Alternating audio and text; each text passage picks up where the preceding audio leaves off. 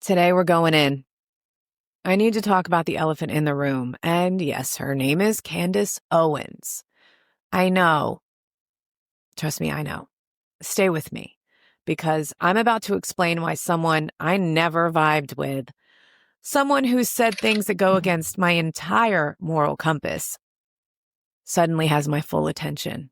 So let's rock.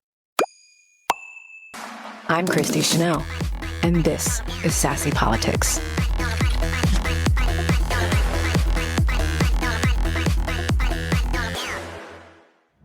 Welcome to Mindfuck Monday, because the news should come with a trigger warning. The messy, the unfiltered, the real. Before we get into Candace, look, you already know my main baby right now is Glitched, the Project 2025 series. That's where I'm writing scripts, digging up receipts, adding B-roll, and basically turning my living room into a damn conspiracy newsroom. And every Thursday at 8 p.m. Central Standard Time, yes, because I'm in Texas, I already know, we're going live on YouTube to watch each episode together. You get to chat with me and I get to chat with you while the premiere plays. I want to know, what did you catch? What did you miss? What theories do you have? And I'm learning in every single episode. So of course I want to talk to you about it. That means Monday, the Mindfuck Monday show, is gonna be more of an official mashup zone. I think of it like a political mosh pit, minus the injuries. This is gonna be unedited, mostly, and raw, 100%.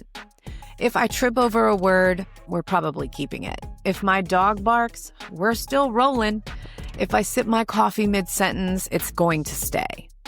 If you want polish, that's Thursdays. Mindfuck Monday is raw.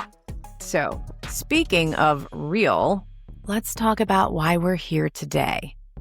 I need to talk about Candace Owens. And listen, I know she is a polarizing figure, and I know she's MAGA.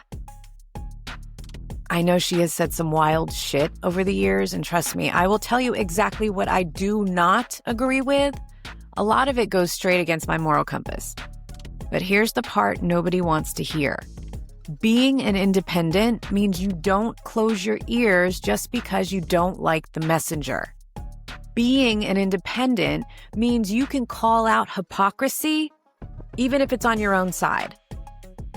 Being an independent means sometimes you have to say, I might have been wrong. Logic over loyalty. You don't have to hang out with someone or align with them politically to pay attention when your intuition is screaming. And mine is screaming. So here's why Candace is even in this episode. I never used to listen to her. She is deep in the MAGA world. I mean, deep. I try to avoid losing brain cells when I can. But when her friend, Charlie Kirk, was assassinated, something shifted. And whether you like either of them or not, you can't deny that they had a real friendship. They built their platforms together. She's shown texts, she's shown the memories. You can feel her grief. And grief does something to people. It strips away the filters. It forces you to see things you didn't want to see before. And for her, it changed everything.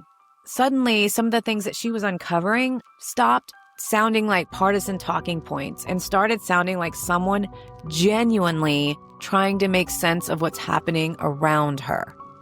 Not Republican truth, not Democratic truth, actual truth. And that is the language I speak. So let's stay high level here, because this isn't a Candace series. I'm not covering her every week, and we are tying this episode up with a big bow. I was interested. I had to listen. And that's what I do as an independent. I listen. And it was a struggle at times. She has this pro-life commercial playing on repeat during the episode, and it sends me spiraling at times, but I'm here to listen to the message. So let's talk about the things that she's calling out. She didn't release her usual podcast. She went quiet.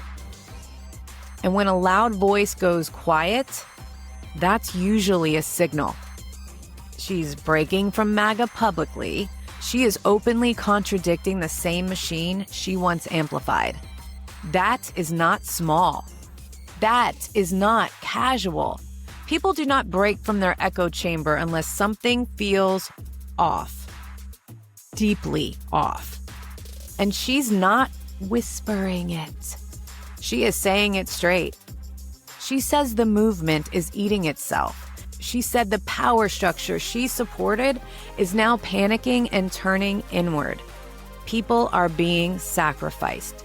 Narratives are being coordinated. Alliances are shifting. You don't have to act like her to recognize that someone inside the machine has the access that we don't. She's tracking patterns just like I do. She's talking about timing, messaging, placements. Who's suddenly silent versus who's suddenly loud? Moves that don't look coordinated on the surface, but absolutely are. And whether she's right or wrong, the pattern recognition approach is correct. It's how you stay informed in a regime built on distraction. You know that. We've talked about that a million times. She's calling it out. Here's the thing. This isn't a Candace Owens fan club. You know that. I'm not suddenly a supporter. I'm not changing political lanes. I am down the fucking middle. This is about paying attention. When people from the inside start signaling danger, you don't ignore them just because you don't like them. And just because somebody puts information in front of you doesn't mean it's true. Brainwashing, the Trump regime is doing it all the time. This is not about believing. It's about observing. It's about critical thinking. It's about pattern recognition. That's what she's doing right now. And honestly, we all should be, especially under the Trump regime where everything is a performance, everything is a distraction, and everything has a purpose. Pay attention. So here's where things get heavy. What Candace just dropped and why I think it matters. Candace recently went public with an explosive allegation.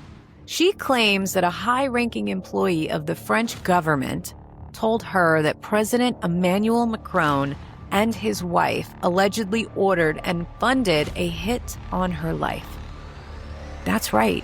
She says there's an assassination plot against her. She says she was contacted by someone inside who claimed that members of a special unit, the elite counterterrorism force in France, were assigned to carry it out. She also alleged that payments for assassinations are being processed through an elite French club, which she named publicly. Because of that, she announced her show will be off the air this week. She's paused everything as this threat plays out, and she is gathering proof. She also says she alerted U.S. federal authorities, including the White House and counterterrorism agencies, what we can say with critical eyes. Now, no verified proof of this has been surfaced publicly. That's true. The accusations are dramatic. They're wild. They involve international governments, intelligence, and deep states. So yes, skepticism is more than healthy. It's required. But here's why I don't want to dismiss it and why I think you shouldn't either, and why I'm even talking about it. These aren't small-time rumors. They're coming from someone who used to be on the inside of this conservative machine. Someone who knows how media, influence, and narrative building works. She claims to have a source inside. That changes the dynamic. That's not random internet noise. She's not asking for followers or clicks for fun. She's pausing her platform, actually. She's saying, I don't feel safe enough to go on the air. That kind of fear, that kind of public fear, demands at least our attention, don't you think? Even if the claims turn out to be false, the fact she felt compelled to say them, to name names, to go public with threats, that says something is deeply off.